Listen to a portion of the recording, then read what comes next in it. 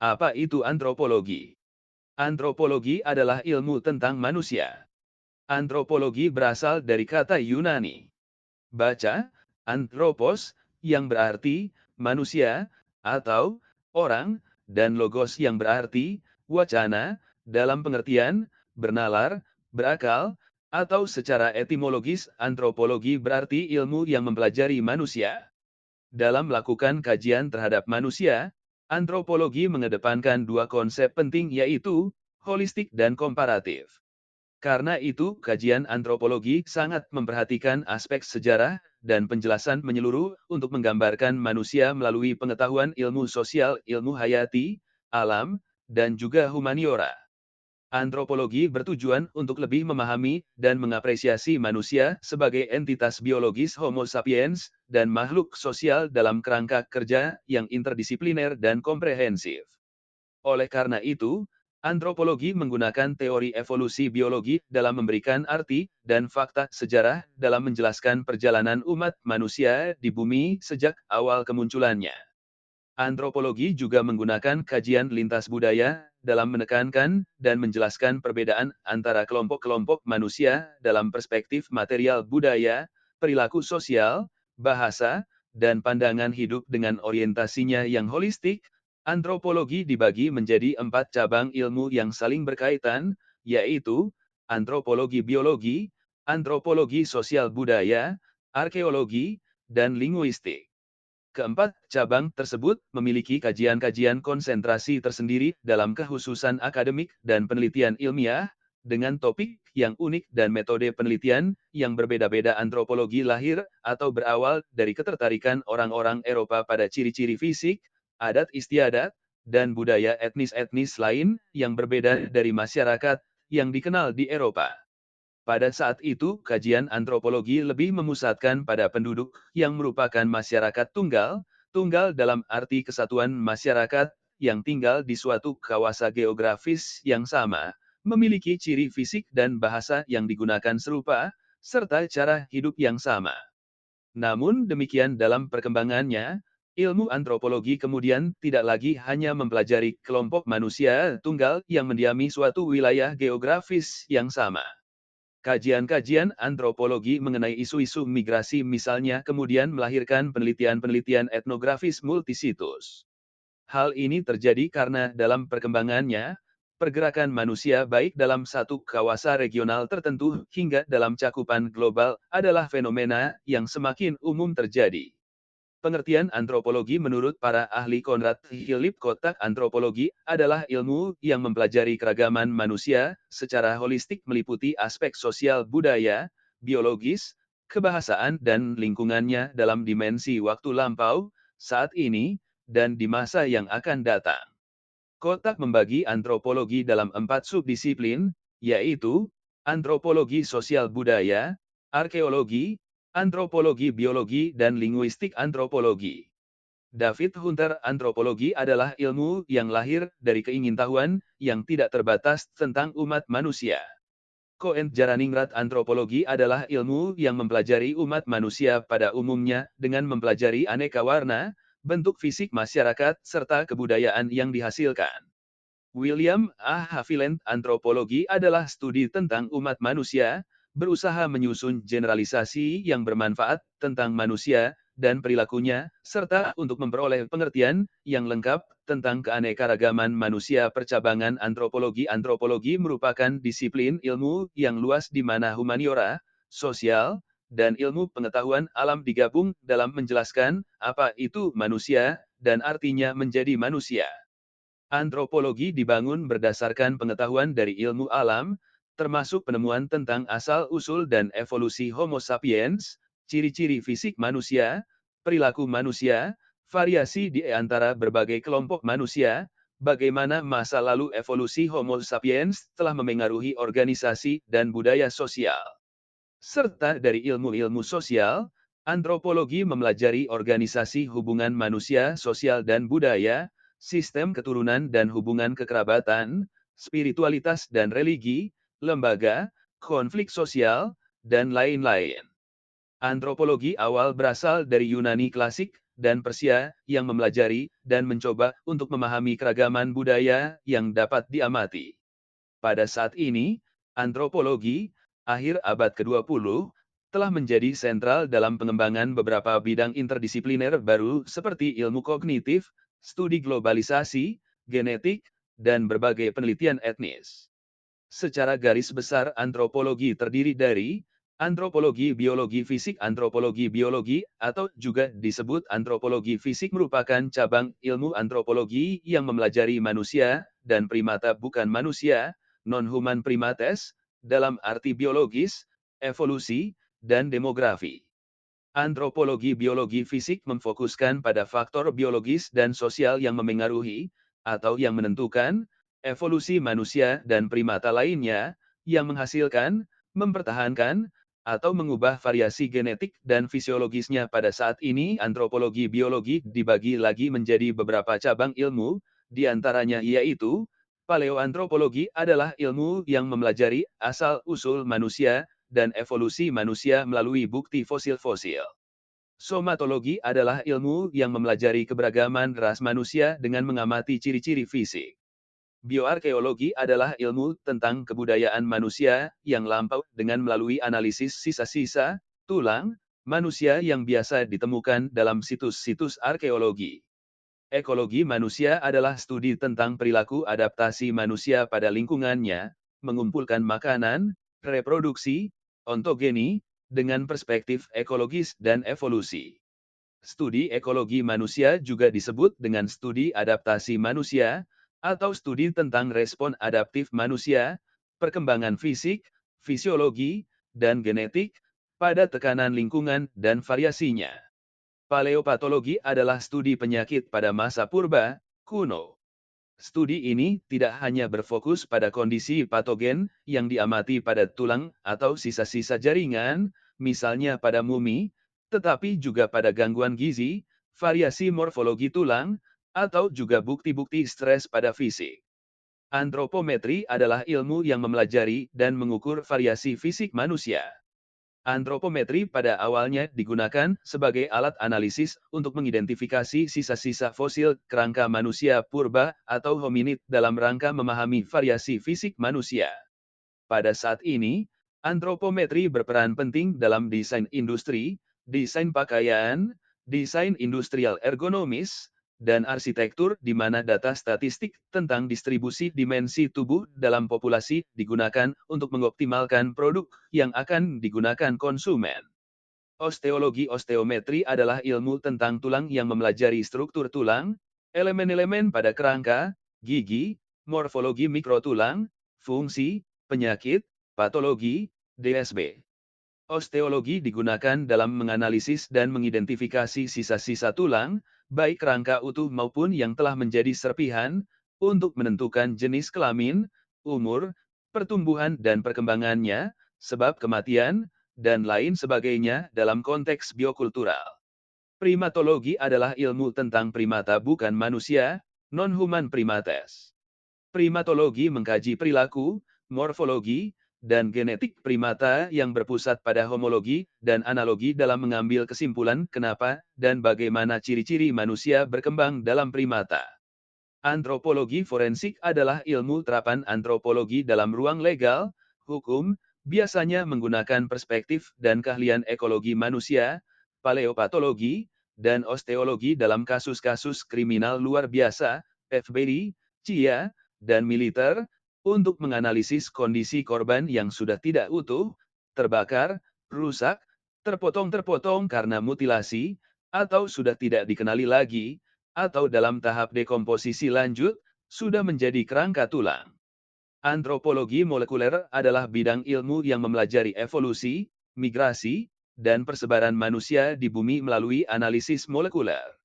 Biasanya menggunakan perbandingan sekuens DNA, mtDNA, kromosom Y, dan autosom, dan protein dalam melihat variasi populasi dan hubungan antar atau interpopulasi dalam menentukan suatu populasi masuk ke dalam haplogrup tertentu atau berasal dari wilayah mana.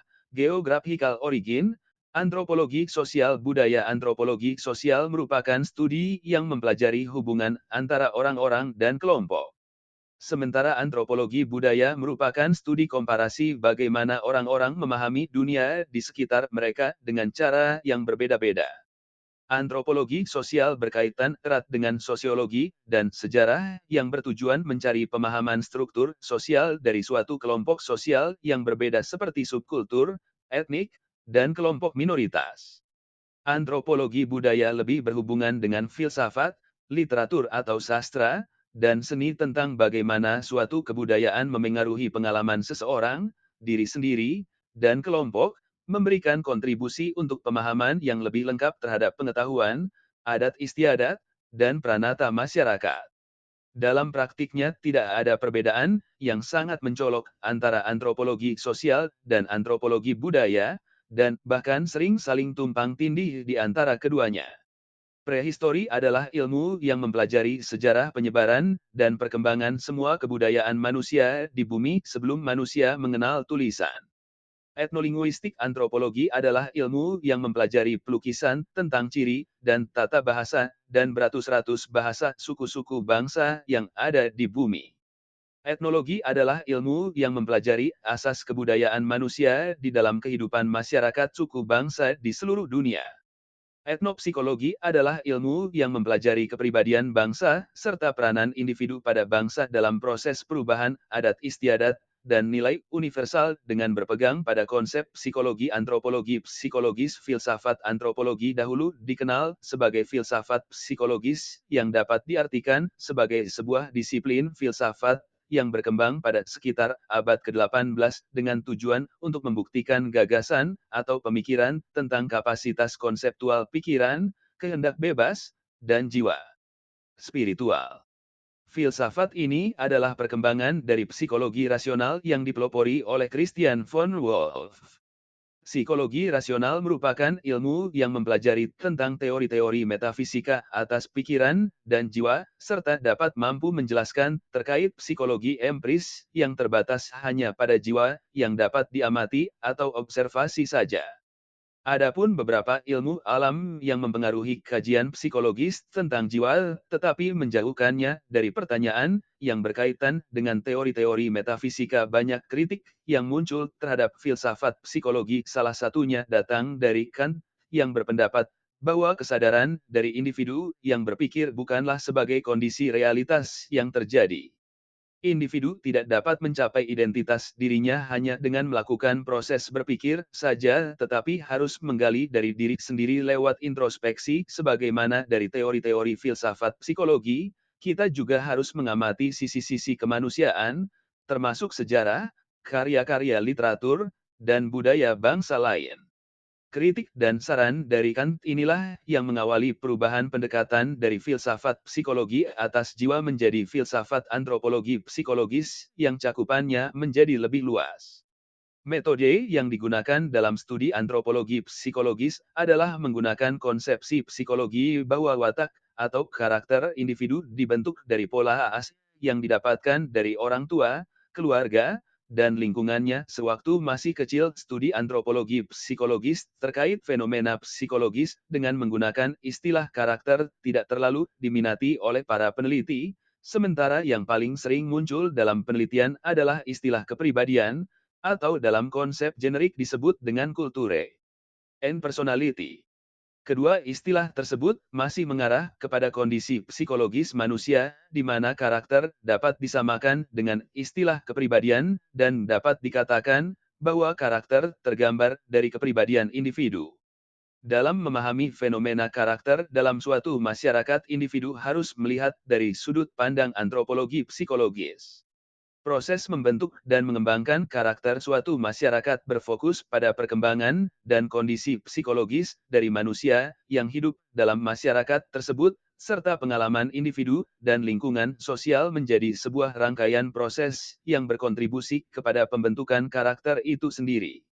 Kajian antropologi psikologis menjadi penghubung antara studi tentang kebudayaan dan kepribadian dalam menjelaskan suatu kelompok masyarakat atau suku bangsa. Kajian tentang karakter dalam masyarakat pada studi-studi antropologi dimasukkan ke dalam kajian antropologi psikologi dengan memfokuskan kepada konsep utama, yakni kepribadian.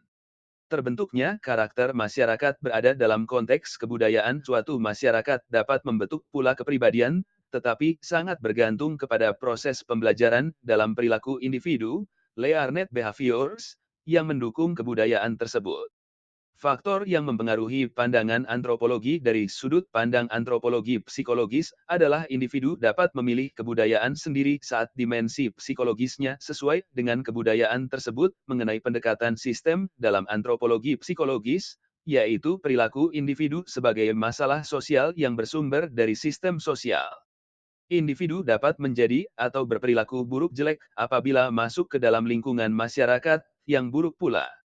Pada umumnya masyarakat yang mengalami gejala disorganisasi sosial, norma dan nilai sosial menjadi lemah, sehingga dapat mengakibatkan terjadinya berbagai bentuk penyimpangan perilaku. Penyimpangan tingkah laku atau pelanggaran terhadap norma-norma yang ada disebabkan oleh berbagai faktor baik faktor pribadi, faktor keluarga yang merupakan lingkungan utama, maupun faktor lingkungan sekitar yang secara potensial dapat membentuk perilaku individu dalam kasus krisis identitas yang dialami individu tidak hanya berdampak psikologis, tetapi juga berpengaruh dalam perilaku sosial mereka. Akibatnya, muncul hambatan-hambatan dalam melakukan hubungan sosial, sehingga umumnya dalam melakukan hubungan sosial secara lebih luas, individu akan sulit membuat dirinya membaur ke dalam struktur sosial yang ada dalam masyarakat pada model pendekatan psikosomatik dalam aliran psikologi, penyakit akan berkembang mengikuti hubungan antara fisik dan mental yang saling memperkuat satu sama lain melalui sistem timbal balik. Psikosomatis ditunjukkan oleh hubungan jiwa dan badan, sehingga proses psikologis sangat berperan penting. Aspek-aspek psikologis seperti kepercayaan dan pola pikir yang tidak sehat akan berpengaruh pada munculnya berbagai penyakit fisik. Pendekatan tersebut sering disebut sebagai pendekatan biopsikososial, yaitu suatu konsep yang menjelaskan bahwa terdapat interaksi antara kondisi biologis, psikologis, dan sosial untuk memahami penyakit dan proses sakit yang dialami oleh individu. Kondisi sakit tidak disebabkan oleh faktor biologis saja, melainkan juga faktor psikologis dan lingkungan sosial yang ada di sekitar individu seperti keluarga dan kelompok masyarakat. Dalam ilmu antropologi terdapat salah satu fokus kajian tentang perilaku komunikasi khususnya etnografi komunikasi yang diartikan sebagai perilaku yang terbentuk dari tiga integrasi keterampilan yang dimiliki oleh setiap individu sebagai makhluk sosial yaitu keterampilan linguistik, keterampilan interaksi, dan keterampilan budaya. Perilaku komunikasi menuntut adanya suatu bentuk penguasaan dari beberapa keterampilan dan kompetensi, baik dalam bentuk keterampilan linguistik atau bahasa, keterampilan berinteraksi, dan keterampilan budaya dalam berperilaku dari individu. Perilaku komunikasi dipahami sebagai bentuk integrasi dari dua kata, yaitu perilaku, behavior, dan komunikasi. Perilaku atau yang disebut dengan istilah aktivitas diartikan sebagai bagian dari konsep stimulus dan respon dalam teori psikologi. Kata perilaku juga dapat diartikan sebagai sebuah perbuatan yang dapat dibagi menjadi dua macam seperti perbuatan terbuka, overt, dan tertutup, covert. Perilaku yang terbuka adalah perilaku yang dapat diamati secara langsung melalui panca indera. Perilaku tertutup adalah perilaku yang tidak dapat diamati secara langsung. Berdasar pada pemahaman dalam ruang lingkup kajian psikologi, perilaku komunikasi merupakan bagian dari perilaku sosial. Perilaku komunikasi pada individu dipahami sebagai fungsi interaksi atas masukan dari situasi sosial dan karakteristik individual. Situasi sosial yang dimaksud adalah segala sesuatu yang dapat mempengaruhi perilaku individu yang bersifat eksternal dan lebih diartikan sebagai faktor-faktor yang berasal dari luar diri individu atau disebut dengan faktor lingkungan. Faktor lingkungan dalam klasifikasinya dapat dibagi menjadi dua bagian, lingkungan fisik dan lingkungan sosial. Sejarah seperti halnya sosiologi, antropologi sebagai sebuah ilmu juga mengalami tahapan-tahapan dalam perkembangannya. Cohen Jaraningrat menyusun perkembangan ilmu antropologi menjadi 4 fase sebagai berikut. Fase pertama, sebelum tahun 1800-an, sekitar abad ke-15-16, Bangsa-bangsa di Eropa mulai berlomba-lomba untuk menjelajahi dunia, mulai dari Afrika, Amerika, Asia, hingga ke Australia. Dalam penjelajahannya mereka banyak menemukan hal-hal baru. Mereka juga banyak menjumpai suku-suku yang asing bagi mereka. Kisah-kisah petualangan dan penemuan mereka kemudian mereka catat di buku harian ataupun jurnal perjalanan. Mereka mencatat segala sesuatu yang berhubungan dengan suku-suku asing tersebut. Mulai dari ciri-ciri fisik, kebudayaan, susunan masyarakat, atau bahasa dari suku tersebut. Bahan-bahan yang berisi tentang deskripsi suku asing tersebut kemudian dikenal dengan bahan etnografi atau deskripsi tentang bangsa-bangsa. Bahan etnografi itu menarik perhatian pelajar-pelajar di Eropa.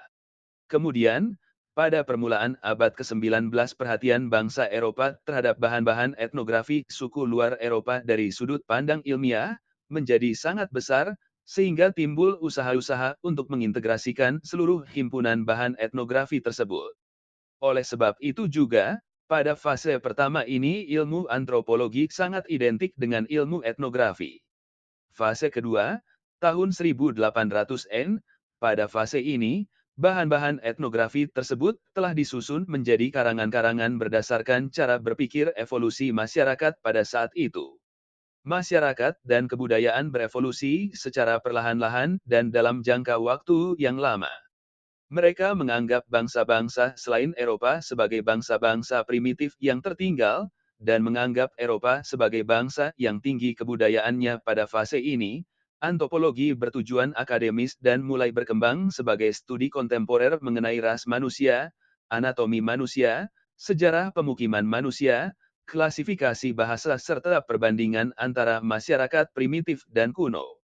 Mereka mempelajari masyarakat dan kebudayaan primitif dengan maksud untuk memperoleh pemahaman tentang tingkat-tingkat sejarah penyebaran kebudayaan manusia.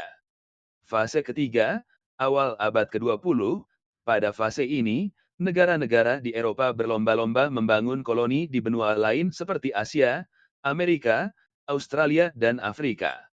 Dalam rangka membangun koloni-koloni tersebut, muncul berbagai kendala seperti serangan dari bangsa asli, pemberontakan-pemberontakan, cuaca yang kurang cocok bagi bangsa Eropa, serta hambatan-hambatan lain.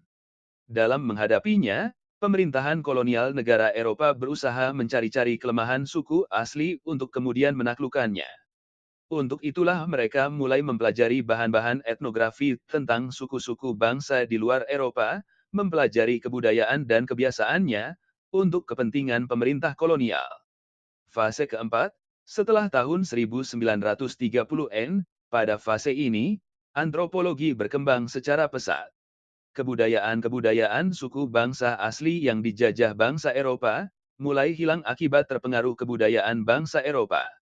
Pada masa ini pula terjadi sebuah perang besar di Eropa, Perang Dunia Kedua.